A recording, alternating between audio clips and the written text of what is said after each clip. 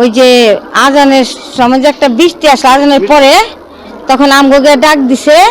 আমরা বাইরে আস্তে আস্তে আবার এইবারের কোম্পানি আছে আর এই যে আমার এই মেম্বার মামা আছে এগো ডাক দিয়ে নিয়ে আসছে।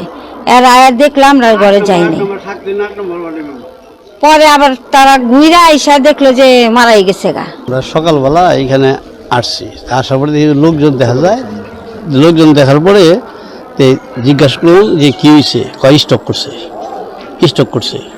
তা আমরা ঘরে যাই দেখলাম, দেখার পরে একটু হাত দেখলাম, দেখি যে মারা গেছে গা। ওরা কইতেছে যে স্ট্রোক করছে। তো ভালো কথা, স্ট্রোক করছে, স্ট্রোকের রুগী হাসপাতালে নেওয়া দরকার। বৃষ্টি রিক্সা লেগে মানুষের দৌড়াদৌড়ি করতেছে, পায় না রিক্সা। তারপরে দেখলাম যে মারা গেছে। পাওটা একটু সোজা করবার দিয়ে রক্ত একটু বুঝছি কি ব্যাপারটা কি।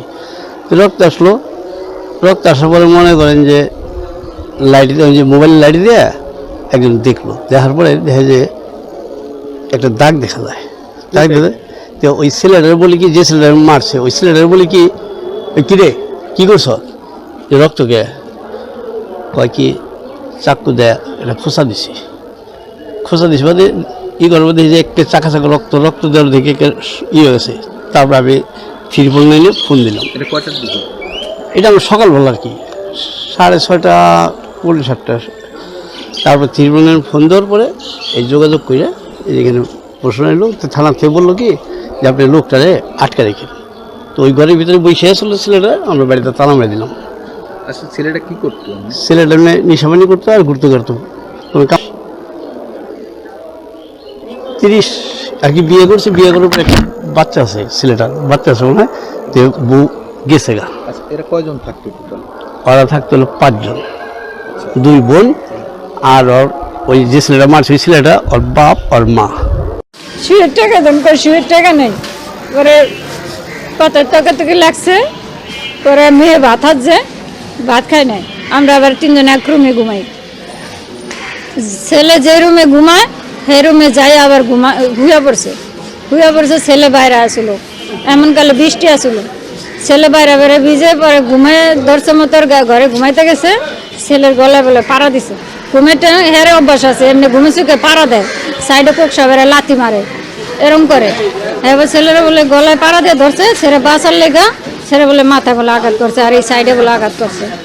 আর এমনি বাড়িতে লালবাগ বাড়িতে বাড়ি আছে থাকো, আর আমার বাড়িতে এবার জায়গা দেয় না, জায়গা দেয় না দেখা আমরা 2 মেয়ে লিয়া আমি আয় পড়ছি ভাড়া থাকি।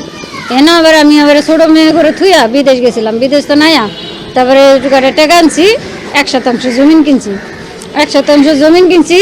ওখানে হ্যাঁ আবার কয়টা টিন কিনে দিছে আর কয়টা খাম। ওখানে বেড়াদারি পাইব, বেড়াদারি হ্যাঁ আবার হের ঘরের ছেলে নাই, 2টা মেয়ে। মানে ভাইয়ের একটা মেয়ে ছেলে আছে, আমাকে বেড়াদারি পাইব, এইবারও পাইব বেড়াদারি। তা আমার নামে যদি থাকে তো ওইটা বেড়াদারি পাইবো। আমি এই কথাটা কইছি, কয়না পরে কথা তো কি লাগছে। হ্যাঁ পরে 12টা বাজছে, আমরা ঘুমায় গেছি, আর কইয়া পারি না, বৃষ্টি আর বৃষ্টি। পরে শুনি কি 2 জনে মিলে ধস্তাধস্তি হইতাছে। আমরা গেছি দৌড়াইয়া গিয়ে 2 জনে হাতাহাতি করতেছে। পরে আমি সারাইছি দোনোটারে, সারাইয়া দেখছি এনে আঘাত দেখে আমি দৌড়াদৌড়ি করছি, অনেক গাড়ি আনানোর লইয়া মায়াও দৌড়াইছি, আমিও দৌড়াইছি। সবাই বারের টলে ডাক দিছি, মেম্বার এলাকার মানে অনেক মানুষের ডাক দিছি। বৃষ্টি থেকে কেউ বাইরে আয় না, আমাদের ছোটো মেয়ে দৌড়াদৌড়ি করতে চায়। মেম্বারের কাছে গেছি, হেনা একটা বিচারক আছে, হের কাছে গেছি। সে এমনি বাড়িটার কাছে ডাক দিছি, গাড়ি বিচরাই একটা গাড়ি দিয়ে যদি মেডিকেলে নেই তো বাঁচবো। পরে আর মাথায় যে আঘাত লাগছে এটা আমি দেখিনি। পরে হেরা দেখছে যে মাথা আঘাত করে নেই, মরছে। পরে নিশা খাইতো, এমনি দোনোজনই নিশা খাইতো। নিশা খাওয়া অনেক দিন মারধর করছে, আমার এই দাঁতটা ভেঙে লাইছে। জন নিশা খাইতো, ট্যাবলেট খাইতো, ঘুমাইতো, গাঞ্জা খাইতো। কেরানীগঞ্জ মডেল থানার শাক্তা ইউনিয়নের গোয়ালখালী গ্রামে সম্প্রতি সংক্রান্ত জেল ধরে সৎ ছেলে আলামিন তার পিতা শাহী ইসলামকে চাকু দিয়ে মাথায় এবং ডান পাজরে আঘাত করে শাহী ইসলাম তাৎক্ষণিকভাবে মৃত্যুবরণ করেন। আমরা সৎ ছেলে আলামিনকে গ্রেপ্তার করতে সক্ষম হয়েছি। এ বিষয়ে আমাদের আইনগত ব্যবস্থা প্রক্রিয়াধীন আছে।